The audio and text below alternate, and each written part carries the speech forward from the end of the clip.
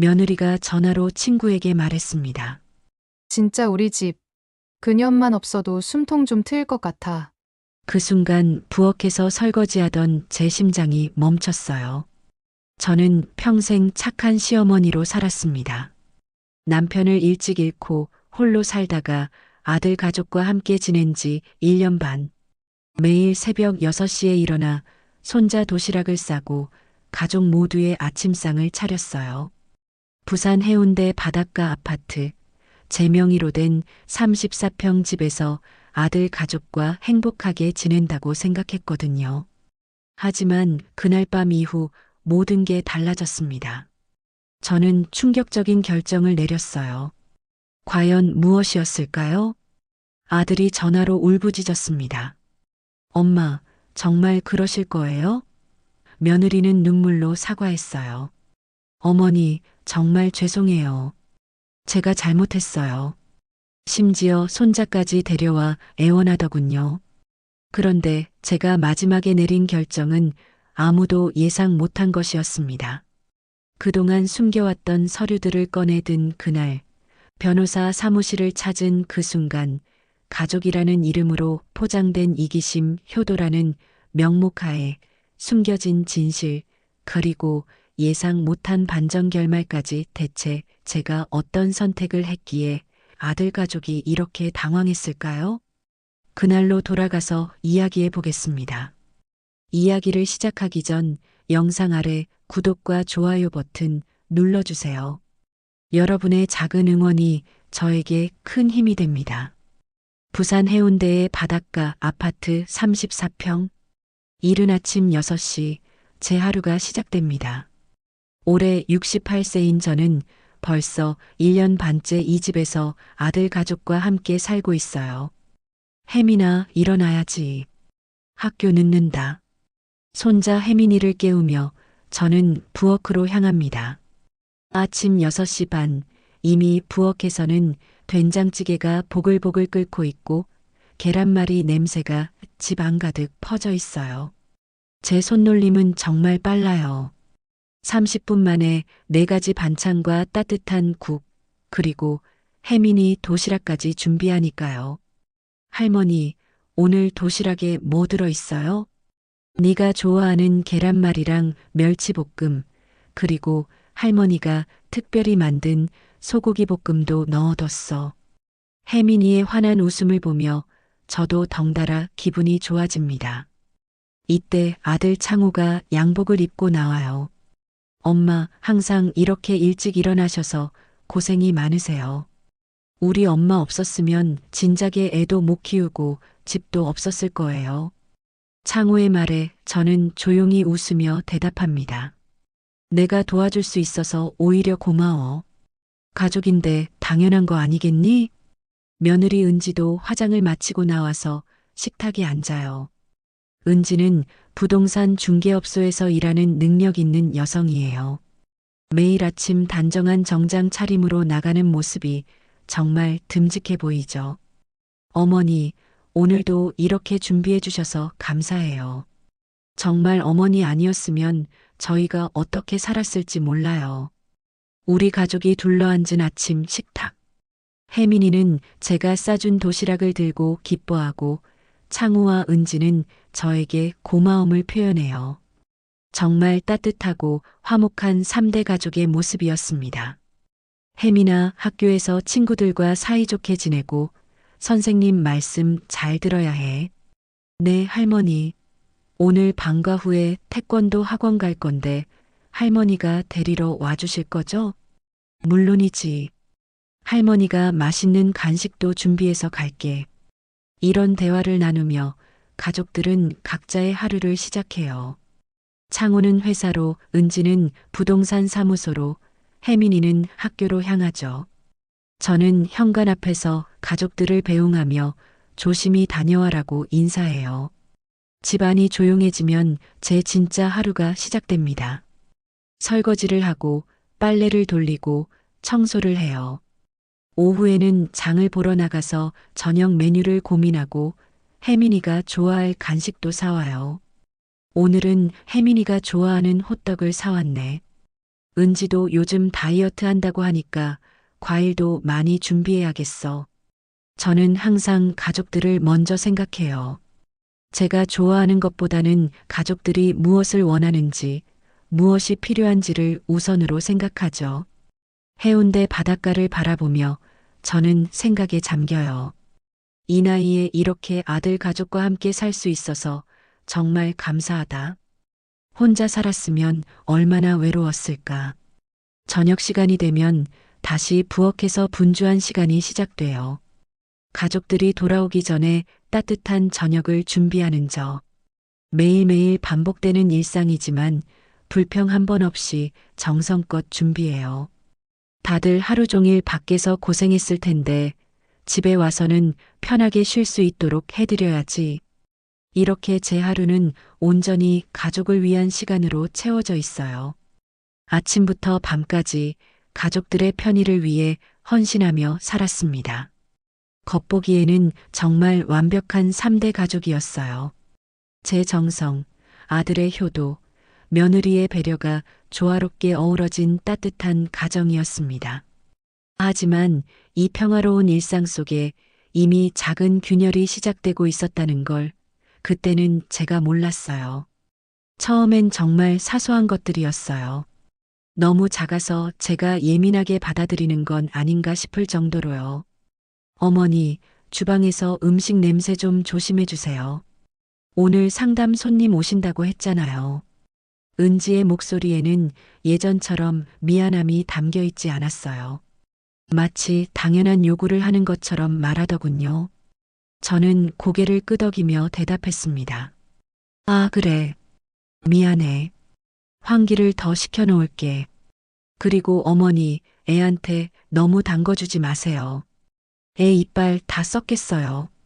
혜민이가 좋아하는 호떡을 사왔는데 은지의 표정이 영 좋지 않았어요. 예전 같으면 어머니가 사주신 거니까 조금씩만 먹어야지라고 말했을 텐데 이제는 아예 못 먹게 하려는 눈치였어요. 알겠어. 과일로 바꿔줄게. 저는 또 고개를 끄덕였어요. 하지만 이상했어요. 언제부터인가 며느리의 말에서 감사합니다라는 말이 사라졌다는 걸 느끼기 시작했거든요. 며칠 후에는 더 직접적인 일이 있었어요. 어머니, 거실에서 TV 소리 좀 줄여주세요. 저 재택 근무한다고 몇 번 말씀드렸잖아요. 제가 평소보다 조금 일찍 일어나서 아침 뉴스를 보고 있었는데 은지가 머리를 헝클어뜨린 채로 나와서 말했어요. 시계를 보니 아침 7시였어요. 아, 미안해. 이어폰을 끼고 볼게. 이어폰도 좋지만 어머니께서 아예 방에서 보시는 게 어떨까요? 거실은 공용 공간이잖아요. 공용 공간이라는 말에 저는 잠깐 멈칫했어요. 분명 제 집인데 언제부터 저도 눈치를 봐야 하는 공간이 된 걸까요? 가장 충격적이었던 건 혜민이와 관련된 일이었어요. 할머니, 오늘 학원 데리러 안 와도 돼요.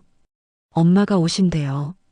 혜민이가 아침에 말했을 때 저는 기분이 이상했어요.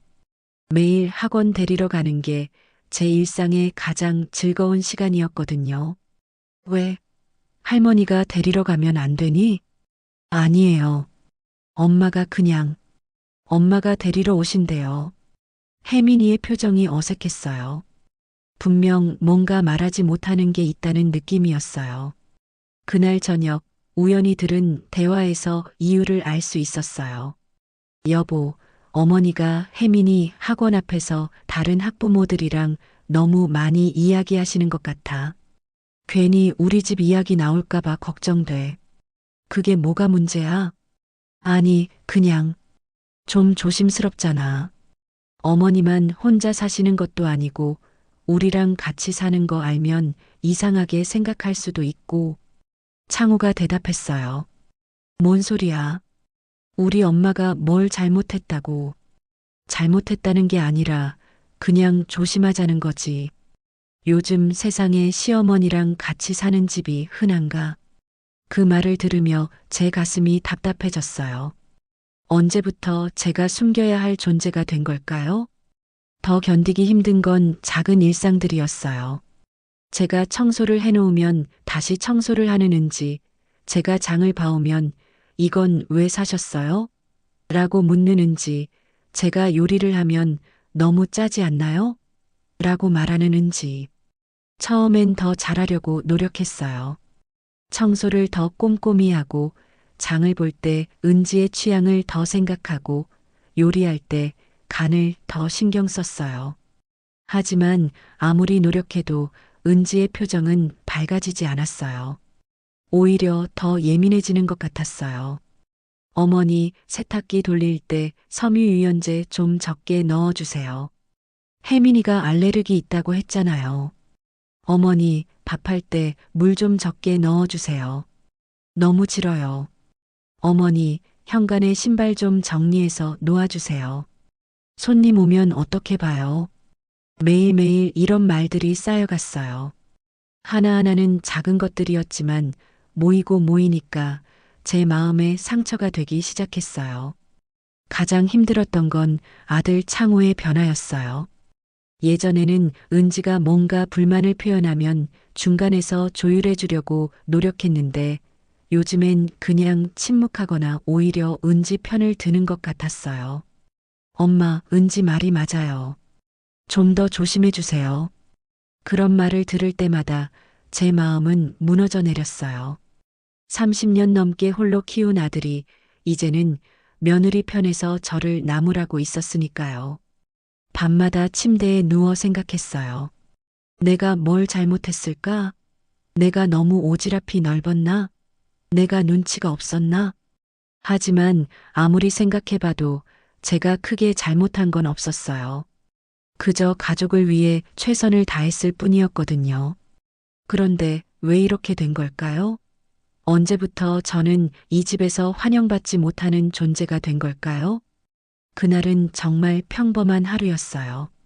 창호는 회사 회식이 있어서 늦는다고 했고, 혜민이는 친구 집에서 저녁을 먹고 온다고 했어요. 그래서 은지와 저 둘만 집에 있었죠. 저는 평소처럼 저녁 준비를 하고 있었어요. 은지가 좋아하는 된장찌개에 고등어구이, 시금치나물을 준비했거든요. 혹시 회식에서 일찍 들어올 창호를 위해서 밥도 넉넉히 지었고요. 은지는 거실에서 전화를 받고 있었어요. 목소리가 평소보다 밝았는데 아마 친한 친구와 통화하는 것 같았어요. 아, 진짜? 그 집 계약됐어? 부동산 일 얘기인 것 같았어요. 은지는 능력 있는 부동산 중개사로 일하고 있거든요. 저는 부엌에서 설거지를 하며 대화를 들을 수도 없을 수도 없는 애매한 거리에 있었어요. 맞아. 요즘 진짜 바빠. 집에서도 업무 보느라 정신없어. 그때까지만 해도 평범한 대화였어요. 하지만 다음에 나온 말이 제 인생을 완전히 바꿔놓았습니다. 아니, 그게 문제가 아니라 진짜 우리 집 그년만 없어도 숨통 좀 트일 것 같아. 집은 넓은데 마음이 너무 답답해. 그 순간 제 손에 들고 있던 그릇이 떨어질 뻔했어요. 심장이 쿵쾅거리기 시작했어요. 누가 들어도 저를 두고 얘기한 거였어요. 아니야, 나쁜 분은 아닌데 그냥 좀 답답해. 매일 아침부터 밤까지 집에 계시니까 내가 집에서도 마음 편히 쉴 수가 없어. 친구가 뭔가 말하는 소리가 들렸지만 정확히는 안 들렸어요. 하지만 은지의 대답은 너무도 선명하게 들렸습니다. 맞아. 그리고 혜민이도 할머니한테만 의존하게 되는 것 같아서 걱정이야. 아이가 독립심을 못 기르고 있어. 할머니가 다 해주시니까. 제가 그렇게 사랑하고 정성껏 돌본 손자 혜민이에 대한 이야기까지 나오니까 정말 가슴이 찢어지는 것 같았어요. 그리고 솔직히 말하면 우리 부부만의 시간도 없고 신혼 때처럼 자유롭게 살고 싶을 때가 있어. 어머니 눈치 보지 않고 신혼 때처럼이라는 말에 제 가슴이 더욱 아팠어요. 창호와 은지가 결혼한 지 벌써 8년이 지났는데 아직도 신혼 기분을 내고 싶어 하는군요. 그런데 그걸 방해하는 게 바로 저라는 거였어요. 아니야, 내가 이기적인 건 아니야. 그분도 혼자만의 시간이 필요하실 거 아니야? 친구들도 만나시고, 자유롭게 사시고, 우리랑 같이 살면서 눈치 보느라 힘드실 수도 있잖아. 은지는 마치 저를 위하는 것처럼 말했지만 저는 그 말의 진심을 알 수 있었어요. 그냥 저를 내보내고 싶다는 거였죠. 진짜 언제까지 이렇게 살아야 할지 모르겠어. 창호한테 말하기도 그렇고 어머니가 먼저 나가시겠다고 하시면 좋겠는데 그 마지막 말이 제 심장을 완전히 관통했어요. 어머니가 먼저 나가시겠다고 하시면 좋겠다는 말이요. 제가 알아서 눈치채고 떠나주기를 바라고 있었던 거였어요. 직접 말하기는 어려우니까 제가 스스로 알아차리고 나가주길 원하고 있었던 거죠. 저는 그 자리에서 얼어붙었어요. 그동안 은지의 변화된 태도, 작은 불만들, 차가워진 말투, 모든 게 이해됐어요. 저를 내보내고 싶어서 그런 거였구나. 그래, 진짜 스트레스야. 집에 와서도 편히 쉴 수가 없어. 항상 누군가 있으니까. 은지의 목소리가 점점 더 솔직해졌어요. 평소에 저 앞에서는 절대 할 수 없는 말들을 친구에게는 거리낌 없이 하고 있었어요. 아, 그리고 생활비도 부담이야. 식비도 그렇고 전기세 수도세도 늘었고 어머니가 내주시는 돈이 있긴 하지만 턱없이 부족해. 생활비 이야기까지 나오니까 정말 기가 막혔어요. 저는 매달 일정한 생활비를 내고 있었거든요. 그런데도 부족하다고 생각하고 있었던 거예요. 맞아. 그냥 혼자 사시는 게 서로에게 좋을 것 같아. 어머니도 자유로우시고 우리도 편하고 친구가 뭔가 조심스럽게 말하는 소리가 들렸어요. 아니야, 창호는 효자라서 절대 그런 말 못해. 그래서 더 답답한 거야. 어머니가 알아서 나가주시면 제일 좋겠는데. 그 순간 저는 깨달았어요. 그동안 제가 얼마나 착각하고 살았는지를요. 저는 이 가족에게 도움이 되는 존재라고 생각했는데 사실은 짐이었던 거예요. 불편하고 부담스러운 존재였던 거죠. 그래. 이게 진짜 내 자리가 맞나 보다. 저는 속으로 중얼거렸어요. 그동안 가족이라고 생각했던 관계가 사실은 아니었던 거예요. 저는 그저 불청객이었던 거죠. 은지는 계속 전화를 하고 있었어요. 어쨌든 좀 변화가 필요해. 이대로는 안 될 것 같아. 그날 밤 저는 잠을 이룰 수 없었어요. 은지의 말들이 머릿속에서 계속 맴돌았거든요. 어른만 안 계셔도 숨통이 트일 것 같다. 어머니가 먼저 나가시겠다고 하시면 좋겠다. 변화가 필요하다. 새벽 3시쯤 저는 조용히 일어나 거실로 나갔어요. 그리고 오래된 서랍을 열어 2장의 종이를 꺼냈습니다. 하나는 이 집의 등기권 사본이었고 다른 하나는 3천만 원 차용증이었어요. 등기권리증에는 분명히 제 이름이 적혀 있었어요. 이 집은 제가 평생 모은 돈으로 산 집이었거든요. 그리고 차용증에는 창호의 서명이 있었어요. 결혼할 때 필요하다며 빌려간 3천만 원에 대한 차용증이었죠. 그래, 이제 정리할 때가 됐구나. 저는 그 순간 결심했어요. 더 이상 불청객으로 살지 않겠다고요. 그 다음 날부터 저는 완전히 다른 사람이 되었어요. 겉으로는 아무것도 변하지 않았지만 마음속으로는 이미 계획을 세우기 시작했거든요. 아침 6시 평소처럼 일어나 가족들 아침을 준비했어요. 하지만 이번엔 달랐어요. 이게 마지막이 될 수도 있다는 생각으로 준비했거든요. 된장찌개를 끓이면서도 계란말이를 부치면서도 계속 생각했어요. 이 모든 게 언제까지 계속될까? 어머니, 오늘도 이렇게 준비해 주셔서 감사해요. 은지가 평소처럼 인사했지만 저는 이제 그 말이 진심이 아니라는 걸 알고 있었어요. 어젯밤 전화 통화를 들었으니까요. 별 말씀을요. 짧게 대답하고 저는 부엌으로 돌아갔어요. 더 이상 길게 대화하고 싶지 않았거든요. 가족들이 모두 나간 후 저는 조용히 핸드폰을 꺼냈어요. 그리고 부동산 중개업소에 전화를 걸었습니다. 여보세요? 혹시 아파트 매매 상담 가능한가요? 네, 물론이죠. 어떤 아파트신가요? 해운대 오션뷰 아파트 34평이요. 매물로 내놓으려고 하는데요. 아, 그 단지 요즘 인기 많아요. 한번 보러 가도 될까요? 그렇게 부동산 상담이 시작됐어요. 저는 가족들이 모르게 조용히 집을 내놓기로 결심했거든요. 며칠 후 부동산 중개사가 집을 보러 왔어요. 다행히 가족들이 모두 나간 시간이었어요. 와, 정말 깨끗하게 관리하셨네요. 이 정도면 시세보다 높게 받을 수 있을 것 같은데요.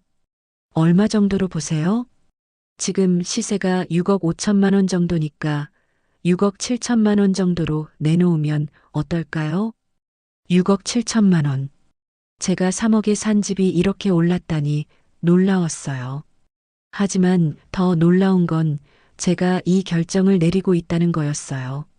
좋아요. 그렇게 해주세요. 그런데 혹시 가족분들은 아세요? 등기권자가 어머니시니까 상관없지만 아직 말하지 않았어요. 제가 알아서 할 테니까 걱정하지 마세요. 그렇게 집이 매물로 나갔어요. 저는 아무 일 없다는 듯이 평소와 똑같이 생활했어요. 아침에 일어나서 밥을 하고 청소를 하고 장을 보고 혜민이를 돌보고 하지만 제 마음속에서는 매일 카운트다운이 이어지고 있었어요. 언제 집이 팔릴지, 그때 가족들에게 어떻게 말할지. 일주일 후 부동산에서 연락이 왔어요. 어머니, 벌써 관심 보이는 분이 계세요. 내일 집 보러 오신다는데 괜찮으세요? 좋아요. 몇 시예요? 오후 2시 정도요. 가족분들 안 계실 때 맞춰서요. 집을 보러 온 사람은 젊은 신혼부부였어요. 아내가 임신 중이어서 아이를 위한 집을 찾고 있다고 하더군요. 와, 정말 따뜻한 느낌의 집이네요. 아이 키우기에 정말 좋을 것 같아요. 네, 저도 여기서 손자를 키웠어요. 그 말을 하면서 가슴이 아팠어요. 이 집에서 혜민이와 함께 보낸 시간들이 생각났거든요. 구매 의사 있으시면 바로 계약 진행해도 돼요. 네, 저희 마음에 들어요. 계약하겠습니다. 그렇게 쉽게 집이 팔렸어요. 잔금일은 한 달 후로 정해졌고요. 그날 밤 저는 창호에게 말했어요. 창호야, 엄마가 할 말이 있어. 무슨 말씀이세요, 엄마? 집을 팔았어. 네. 무슨 소리세요? 창호가 깜짝 놀라며 물어봤어요. 은지도 화장을 하다 말고 돌아봤고요. 이 집 말이야. 팔았어. 한 달 후에 잔금 받고 이사 나가야 해. 엄마 갑자기 무슨, 갑자기가 아니야. 생각 많이 했어. 은지가 어색하게 웃으며 말했어요. 어머니, 농담이시죠? 왜 갑자기 집을 팔아요? 농담 아니야. 진짜야. 저는 담담하게 대답했어요. 그들의 당황한 표정을 보니까 오히려 마음이 차분해졌어요. 엄마, 그럼 우리는 어떻게 해요? 갑자기 이런 식으로 하시면. 너희 일은 너희가 알아서 해. 나는 내 집 판 거야. 어머니의 집이긴 하지만 저희도 여기서 살고 있잖아요. 미리 상의를 해주셨으면. 은지의 말에 저는 웃음이 나왔어요. 불과 며칠 전까지만 해도 제가 없어졌으면 좋겠다고 했던 사람이 이제 와서 이런 말을 하다니요. 상해? 내가 언제까지 너희 눈치 보며 살아야 하는데? 무슨 말씀이세요, 엄마? 창호야, 너 결혼할 때 엄마한테 빌린 돈 기억하지? 네. 아, 그때 3천만 원 말씀이세요? 그래, 그 돈. 이제 갚아야겠어. 창호와 은지의 얼굴이 창백해졌어요. 그동안 그냥 도와준 돈인 줄 알았는데 정말 빌린 돈이었다는 걸 새삼 깨달은 거죠. 엄마, 그건 가족끼리. 가족? 가족이면 서로 배려하고 존중해야 하는 거 아니야? 저는 그날 밤 더 이상 말하지 않았어요. 이미 결정된 일이었거든요.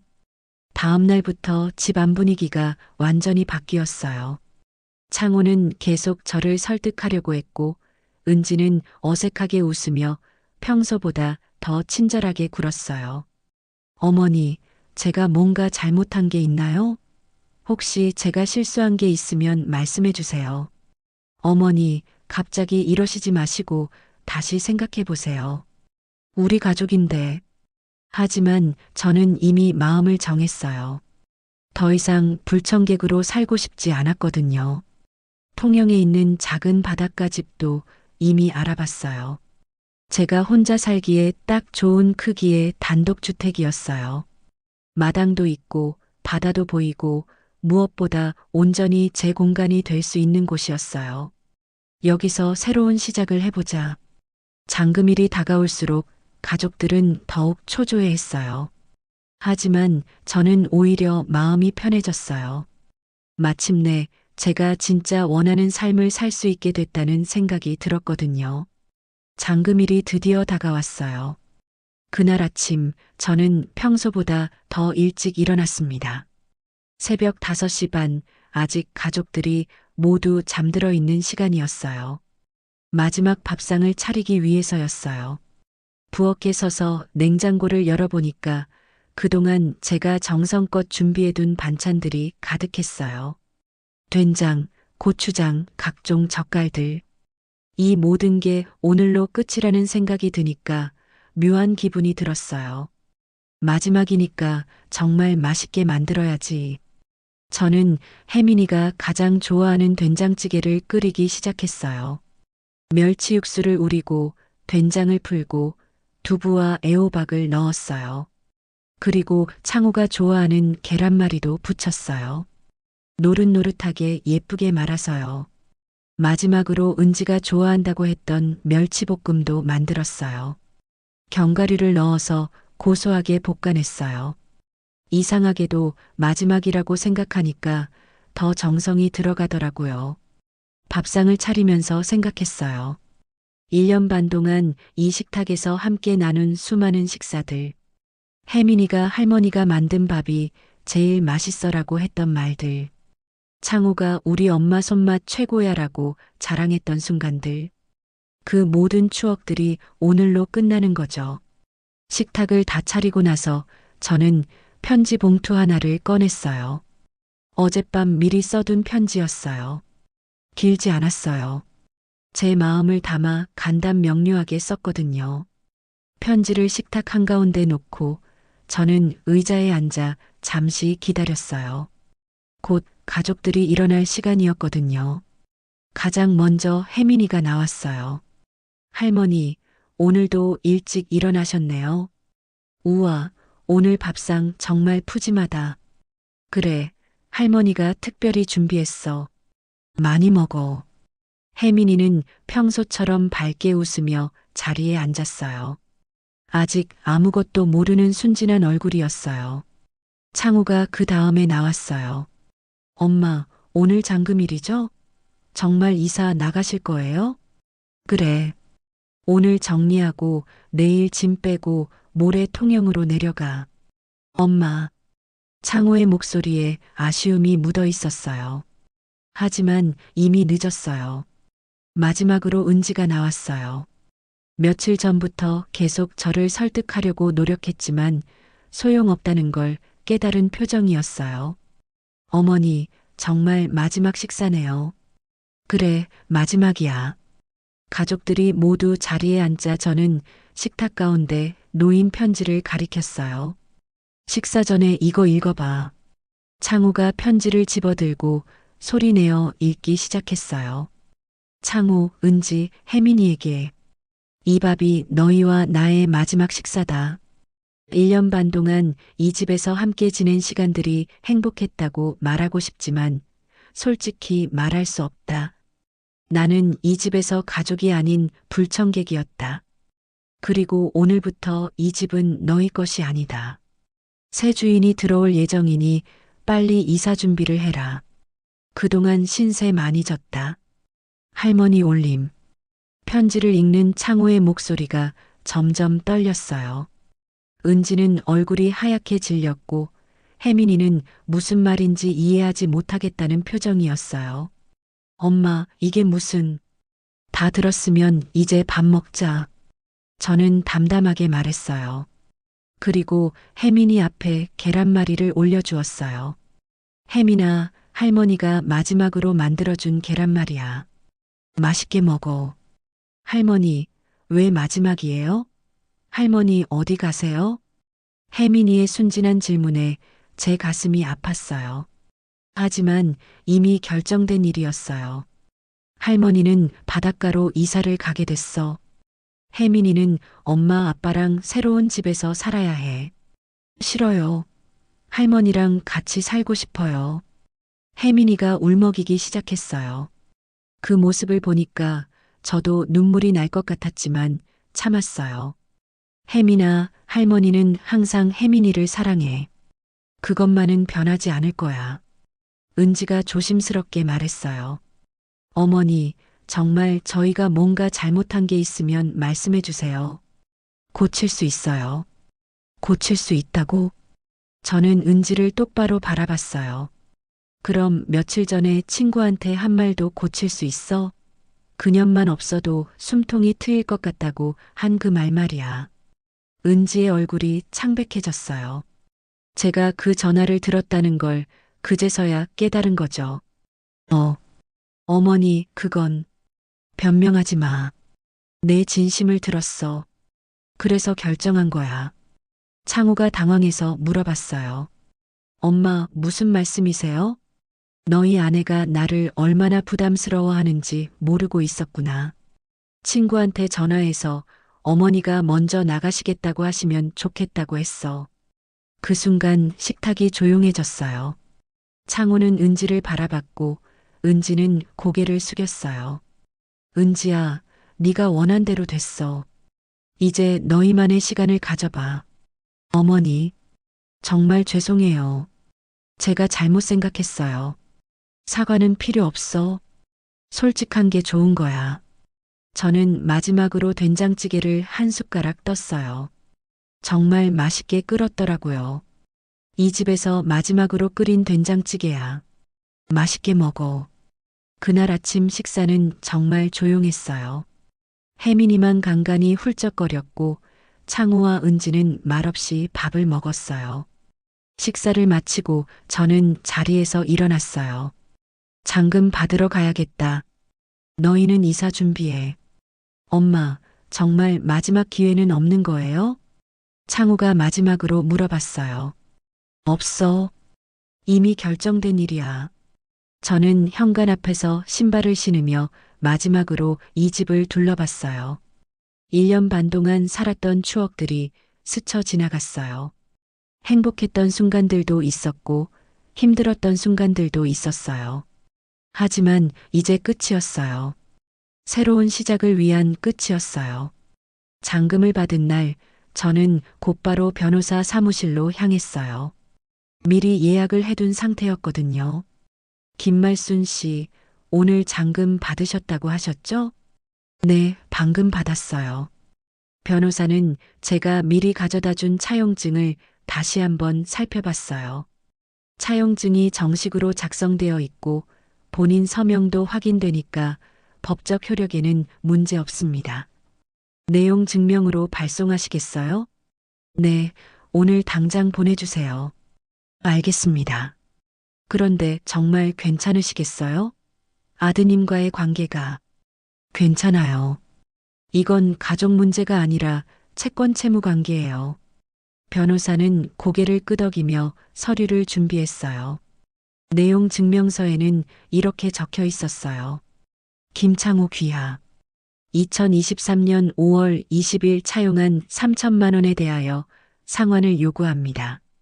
수령일로부터 1개월 이내에 상환하시기 바랍니다. 김말순. 정말 간단 명료했어요. 더 이상 엄마와 아들 관계가 아니라 채권자와 채무자 관계라는 걸 분명히 하는 내용이었어요. 오늘 발송하면 내일 아드님이 받으실 거예요. 고맙습니다. 변호사 사무실을 나와서 저는 통영으로 가는 버스를 탔어요. 짐은 이미 미리 보내둔 상태였고 저는 손가방 하나만 들고 있었어요. 버스에서 창밖을 바라보며 생각했어요. 정말 이게 맞는 선택일까? 하지만 돌이킬 수는 없었어요. 이미 결정된 일이었거든요. 다음 날 오후 예상했던 대로 창호에게서 전화가 왔어요. 엄마, 이게 뭐예요? 변호사 사무실에서 내용 증명이 왔는데 창호의 목소리가 완전히 당황해 있었어요. 받았구나. 빨리 왔네. 엄마, 이게 무슨 소리예요? 3천만 원을 갚으라고요? 그것도 한 달 안에요? 왜? 안 갚을 거야? 안 갚는다는 게 아니라. 엄마, 우리 가족인데 이렇게까지 하실 필요가 있어요? 가족? 가족이라고 해서 빌린 돈을 안 갚아도 되는 거야? 저는 담담하게 대답했어요. 더 이상 감정적으로 대응하고 싶지 않았거든요. 엄마, 그럼 이자는요? 3년 동안 이자도. 이자는 받지 않을게. 원금만 갚아. 그런데 엄마 3천만 원을 한 달 안에 어떻게 구해요? 갑자기 이렇게 하시면. 그건 네 문제야. 빌릴 때는 언제 갚겠다는 약속도 없이 빌렸으면서. 창호가 한동안 말이 없었어요. 그러더니 목소리를 낮춰서 말했어요. 엄마, 정말 우리가 그렇게 못했나요? 정말로요? 그 질문에 저는 잠시 마음이 흔들렸어요. 하지만 은지의 그 전화 내용이 다시 생각났어요. 창호야, 너는 나쁘지 않았어. 하지만 네 아내의 진심을 몰랐잖아. 은지 때문인가요? 은지 때문이 아니라 너희 모두 때문이야. 나를 당연하게 생각했어. 엄마, 더 이상 말하고 싶지 않아. 한 달 안에 갚으면 되는 거야. 전화를 끊고 나서 저는 새로 이사온 통영 집 마당에 앉았어요. 바다가 보이는 작은 마당이었어요. 여기서 국화를 심고 살아보려고 했어요. 그날 저녁 은지에게서도 전화가 왔어요. 어머니, 저예요. 은지예요. 응, 뭐야? 어머니, 정말 죄송해요. 제가 정말 잘못 생각했어요. 다시 한 번만 기회를 주세요. 은지의 목소리에는 눈물이 섞여 있었어요. 기회? 뭔 기회? 어머니, 저희 집으로 다시 오세요. 제가 앞으로 정말 잘할게요. 어머니 눈치 보게 하지도 않고 정말 가족처럼. 가족처럼? 저는 웃음이 나왔어요. 은지야, 우리 진짜로 가족이었던 적이 있었니? 어머니, 너는 나를 항상 부담스러워했어. 그게 진심이었잖아. 어머니, 그때 제가 스트레스를 받아서 그런 말을 한 거예요. 정말 그런 뜻이 아니었어요. 스트레스 받아서 한 말이 진심이야. 술 먹고 한 말이 진심이듯이. 어머니, 제발. 은지야, 이제 네가 원하던 대로 됐잖아. 어른 없이 숨통 트이게 살아봐. 그 말을 하고 저는 전화를 끊었어요. 며칠 후 혜민이와 함께 은지가 통영까지 찾아왔어요. 기차를 타고 몇 시간을 달려서 온 거죠. 할머니, 혜민이가 제게 달려와서 안겼어요. 그 순간 저도 모르게 눈물이 났어요. 혜민아, 어떻게 여기까지 왔어? 엄마가 할머니 보러 가자고 했어요. 할머니, 여기 집 예뻐요. 혜민이는 순수하게 기뻐했어요. 저도 혜민이를 꼭 안아주었어요. 하지만 은지와는 다른 대화를 해야 했어요. 어머니, 정말 미안해요. 제가 너무 이기적이었어요. 은지가 눈물을 흘리며 사과했어요. 미안하다고 해서 달라지는 건 없어. 어머니, 그럼 어떻게 해야 돼요? 정말 어떻게 하면 용서해 주실 수 있어요? 용서? 나는 너를 원망하지 않아. 그냥 이제 각자 살면 되는 거야. 어머니, 은지야, 혜민이는 언제든 환영이야. 하지만 너희는 지금부터 배워야 해. 가족이 뭘 의미하는지를. 그날 은지와 혜민이는 하루 묵고 갔어요. 혜민이와 함께 바닷가를 걸으며 조개도 줍고 맛있는 것도 사 먹였어요. 할머니, 저도 여기서 살면 안 돼요? 혜민이는 엄마 아빠랑 살아야지. 할머니는 가끔 만나는 게 더 좋아. 혜민이를 보내는 게 가장 힘들었어요. 하지만 이것도 필요한 일이라고 생각했어요. 진짜 복수는 떠나는 게 아니었어요. 그들이 저 없이 어떻게 살아가는지 보게 하는 것이었어요. 그리고 가족의 진짜 의미를 깨닫게 하는 것이었어요. 통영에 정착한 지 한 달이 지났을 때 저는 처음으로 진짜 자유가 뭔지 깨달았어요. 아침 7시, 누구를 위해서가 아닌 제가 원해서 일어나는 아침이었어요. 창문을 열면 바로 보이는 바다, 갈매기들의 울음소리, 그리고 온전히 제 것인 작은 마당. 이게 내 집이구나. 매일 아침 이 말을 중얼거렸어요. 정말 제 이름으로 된 제 시간을 위한 공간이었거든요. 처음엔 혼자 사는 게 어색했어요. 30년 넘게 누군가를 돌보며 살았는데 갑자기 저만 챙기면 되니까 뭘 해야 할지 모르겠더라고요. 첫째 주에는 그냥 멍하니 바다만 바라봤어요. 해운대에서 보던 바다와는 또 다른 느낌이었어요. 여기 바다는 더 고요하고 평화로웠어요. 둘째 주부터는 마당을 정리하기 시작했어요. 잡초를 뽑고 흙을 고르고 국화 모종을 심었어요. 손에 흙을 묻히며 일하는 게 이렇게 즐거운 줄 몰랐어요. 내가 원해서 하는 일이라 그런가?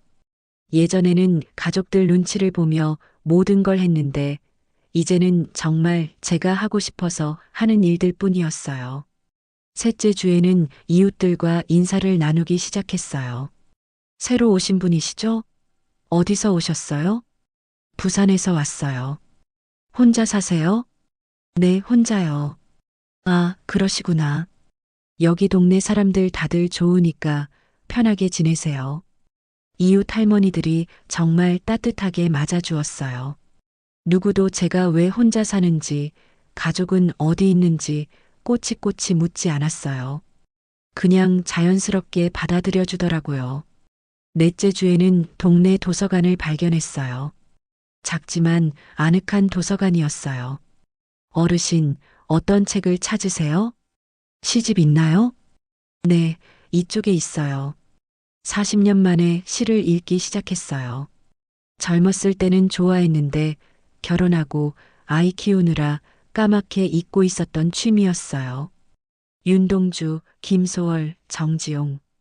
예전에 좋아했던 시인들의 시를 다시 읽으니까 가슴이 벅찼어요. 별 하나의 추억과 별 하나의 사랑과 별 하나의 쓸쓸함과 시를 읽으며 제 인생을 돌아봤어요. 지금까지 누군가의 엄마, 누군가의 시어머니로만 살았는데 이제야 김말순이라는 한 사람으로 살고 있다는 생각이 들었어요. 두 번째 달부터는 본격적으로 제 일상을 만들어 갔어요. 아침에 일어나서 바다를 보며 커피를 마시고 마당의 국화들에게 물을 주고 도서관에 가서 책을 읽고 오후에는 이웃 할머니들과 차를 마시며 이야기를 나누고 저녁에는 제가 좋아하는 음식을 해서 혼자 먹는 시간. 이렇게 평화로운 하루가 있었나? 매일매일이 제 선택이었어요.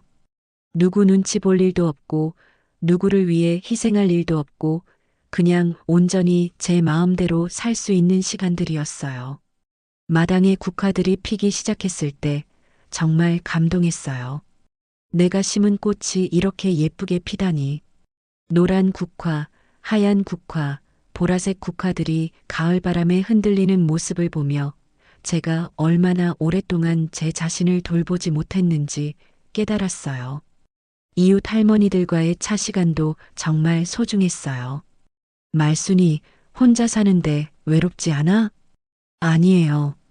오히려 너무 편해요. 그래, 난 혼자 못 살겠던데. 전 이제야 진짜 살고 있는 것 같아요. 할머니들은 제 말을 이해해 주었어요. 비슷한 나이라 그런지 서로의 마음을 잘 알아주더라고요. 도서관에서 만난 사서 선생님과도 친해졌어요. 어르신, 요즘 어떤 책 읽으세요? 수필집 읽고 있어요. 다른 사람들의 삶의 이야기를 읽으니까 재미있더라고요. 좋으시네요. 이 책도 한번 읽어보세요. 새로운 책을 추천받아 읽는 것도 즐거웠어요. 그동안 몰랐던 세상이 책 속에 얼마나 많이 있는지 새삼 깨달았어요. 세 번째 달이 지나갈 무렵 저는 완전히 다른 사람이 되어 있었어요. 거울을 보니까 표정부터 달라져 있었어요. 예전에는 항상 걱정스럽고 피곤한 표정이었는데 이제는 편안하고 밝은 표정이었어요. 내가 이렇게 웃을 수 있는 사람이었나? 매일 아침 거울을 보며 스스로에게 놀랐어요. 동네 사람들도 제 변화를 알아봤어요. 말순이 여기 와서 정말 좋아 보여. 얼굴이 환해졌어. 그래요? 저도 그런 것 같아요. 역시 사람은 자기 자리에 있어야 해. 그 말이 정말 맞았어요. 제자리에서 제 인생을 사는 게 이렇게 행복한 줄 몰랐어요. 가끔 혜민이 생각이 나서 가슴이 아플 때도 있었지만 그것도 자연스러운 감정이라고 생각했어요. 사랑하는 손자니까 그리운 게 당연하잖아요. 하지만 그리움 때문에 다시 돌아가고 싶다는 생각은 전혀 들지 않았어요. 오히려 혜민이에게도 이런 자유로운 할머니의 모습을 보여주고 싶었어요. 할머니도 할머니만의 인생이 있다는 걸 혜민이가 알았으면 좋겠어. 통영에서의 삶은 정말 제 인생의 새로운 시작이었어요. 68세에 찾은 진짜 자유였어요. 통영에 온 지 석 달째 되는 어느 토요일 오후였어요. 마당에서 국화를 돌보고 있는데 현관벨이 울렸어요. 누가 왔을까? 문을 열어보니 혜민이가 서 있었어요. 그 뒤로 창우와 은지도 함께 있었고요. 할머니, 혜민이가 제게 달려와 안겼어요. 석 달 만에 보는 혜민이는 키도 좀 큰 것 같았어요. 혜민아, 어떻게 여기까지 왔어? 아빠, 엄마랑 같이 왔어요. 할머니 보고 싶어서 계속 보러 오자고 했어요. 혜민이의 순수한 웃음을 보니까 가슴이 뭉클했어요. 정말 오랜만에 보는 손자였거든요. 창우가 조심스럽게 말했어요. 엄마, 안녕하세요. 갑자기 찾아와서 죄송해요. 들어와. 저는 간단하게 말했어요. 감정적으로 대응하고 싶지 않았거든요. 거실에 앉은 가족들을 보니까 참 오랜만이었어요. 석 달 전과는 분위기가 완전히 달랐어요. 그때는 제가 눈치를 봤는데 이제는 그들이 제 눈치를 보고 있었어요. 할머니, 집 진짜 예뻐요. 바다도 보이고 마당에 꽃도 많고 혜민이만 자연스럽게 이야기했어요. 그래, 할머니가 직접 심은 꽃들이야. 예쁘지? 네. 할머니, 저도 꼭 키워보고 싶어요. 그래. 그럼 혜민이도 화분 하나 가져가서 키워봐. 은지가 조심스럽게 말을 꺼냈어요. 어머니, 정말 잘 지내고 계시는 것 같아서 다행이에요. 응, 잘 지내고 있어. 어머니, 저희가 정말 많이 반성했어요. 어머니 없이 지내보니까 얼마나 큰 도움을 받고 살았는지 알겠더라고요. 은지의 목소리에 진심이 담겨 있었어요. 예전의 형식적인 사과와는 달랐어요. 창호도 말했어요. 엄마, 저희가 정말 철이 없었어요. 엄마의 희생을 당연하게 생각했어요. 당연하게 생각한 게 문제가 아니야. 서로 존중하지 않은 게 문제였어. 저는 담담하게 대답했어요. 어머니, 그럼 이제 어떻게 하면 될까요? 저희가 어떻게 해야 어머니께서 용서해 주실 수 있을까요? 은지가 간절하게 물어봤어요. 용서할 게 뭐가 있어? 나는 너희를 원망하지 않아. 그럼. 하지만 예전처럼 돌아갈 생각은 없어.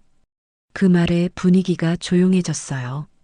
엄마, 정말 안 돌아오실 거예요? 응, 나는 여기서 내 인생을 살고 싶어. 그럼 너희는 너희대로 살면 돼. 이제 정말 독립해서 살아봐. 혜민이가 갑자기 물어봤어요. 할머니, 그럼 저는 언제 만날 수 있어요? 혜민이는 언제든 환영이야. 할머니가 혜민이를 사랑하는 건 변하지 않거든. 혜민이를 꼭 안아주며 말했어요. 정말요? 그럼 방학 때 할머니 집에서 지낼 수 있어요? 물론이지. 혜민이와 함께 바다에서 놀고 조개도 줍고 맛있는 것도 많이 해줄게. 혜민이가 환하게 웃었어요. 그 모습을 보니까 정말 행복했어요. 은지가 다시 말했어요. 어머니, 그럼 저희는 정말 어떻게 해야 할까요? 은지야, 너희는 지금부터 배워야 해. 진짜 가족이 뭔지. 어떻게요? 서로를 존중하는 거야. 당연하게 생각하지 말고 감사할 줄 알고 배려하는 거야. 어머니, 그리고 혜민이를 제대로 키워야 해. 할머니에게만 의존하지 말고 부모가 책임져야 해. 창우가 고개를 끄덕였어요. 엄마 말씀이 맞아요. 저희가 너무 의존했어요.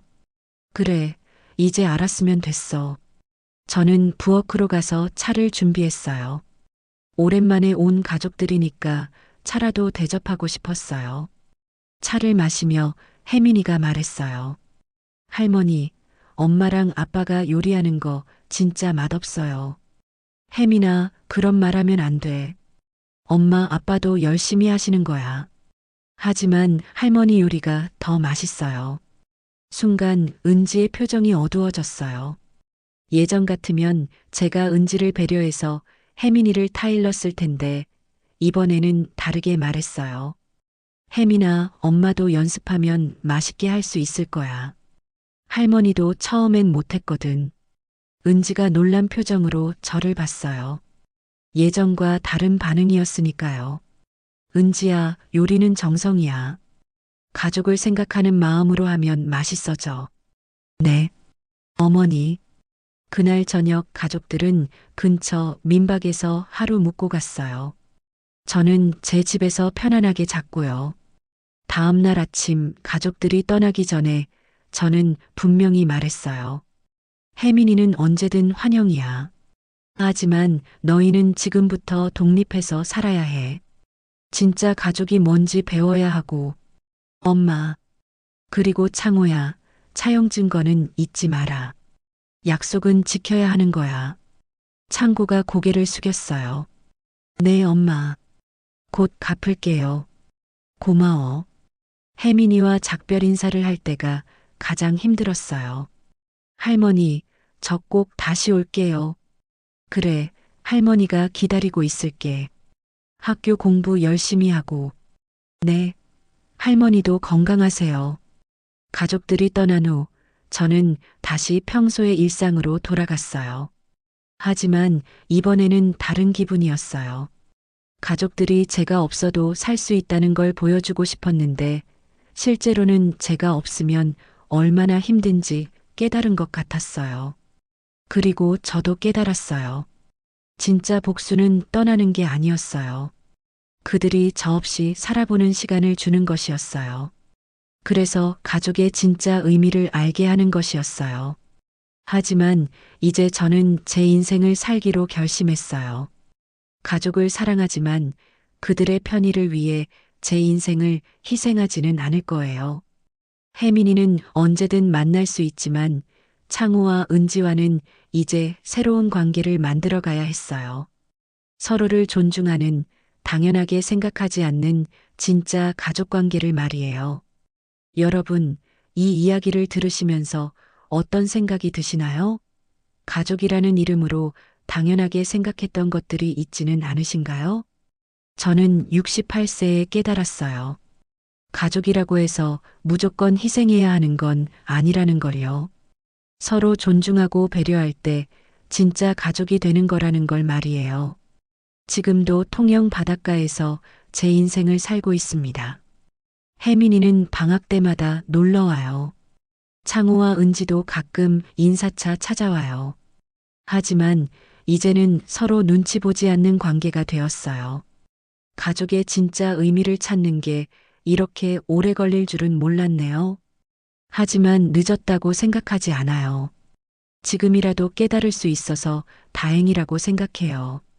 여러분도 가족과의 관계에서 힘든 일이 있으시면 때로는 용기 있는 선택이 필요할 수도 있다는 걸 기억해 주세요.